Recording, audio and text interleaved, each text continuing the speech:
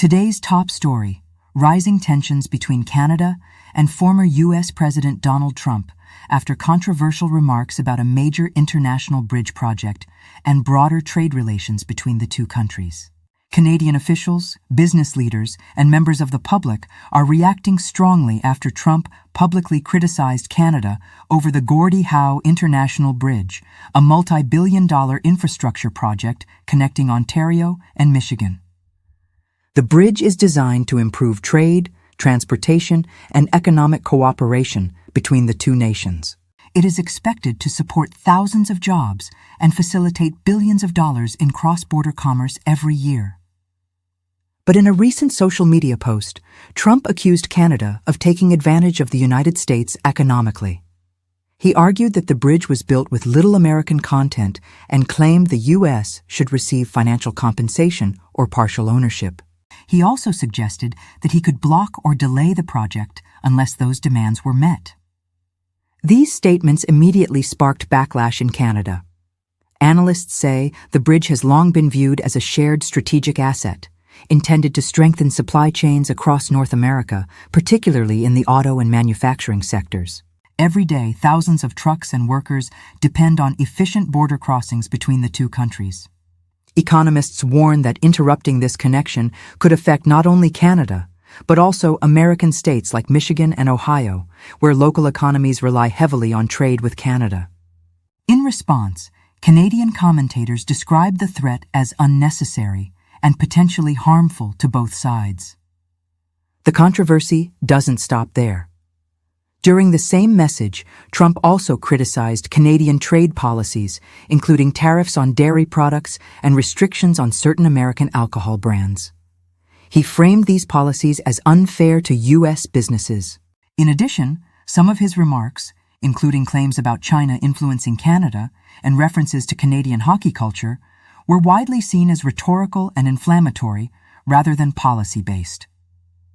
Political observers say the tone of the comments added to the tension, escalating what is typically a diplomatic and negotiated trade relationship. Meanwhile, public debate inside Canada has expanded beyond the bridge issue. Activist groups and some citizens are calling on Canadian companies to reconsider business relationships with U.S. immigration enforcement agencies, particularly ICE, Immigration and Customs Enforcement. Several Canadian businesses have reportedly faced public pressure after allegations that their products or services could support detention facilities or enforcement operations in the United States. In at least one case, a company is said to have canceled a potential contract after consumer backlash. Legal experts note that Canadian export laws may restrict the sale of certain equipment if there is concern it could be used against civilians, adding another layer of complexity to cross-border business dealings. All of this reflects a broader shift in sentiment. Some Canadian leaders argue that uncertainty in U.S. policy has encouraged the country to diversify its economic partnerships.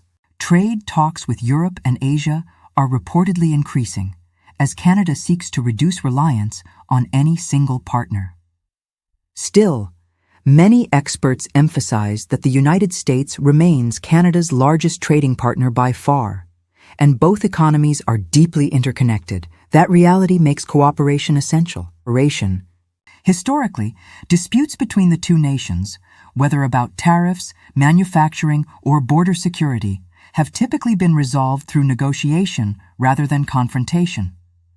Diplomatic channels remain open, and officials on both sides continue to stress the importance of stability.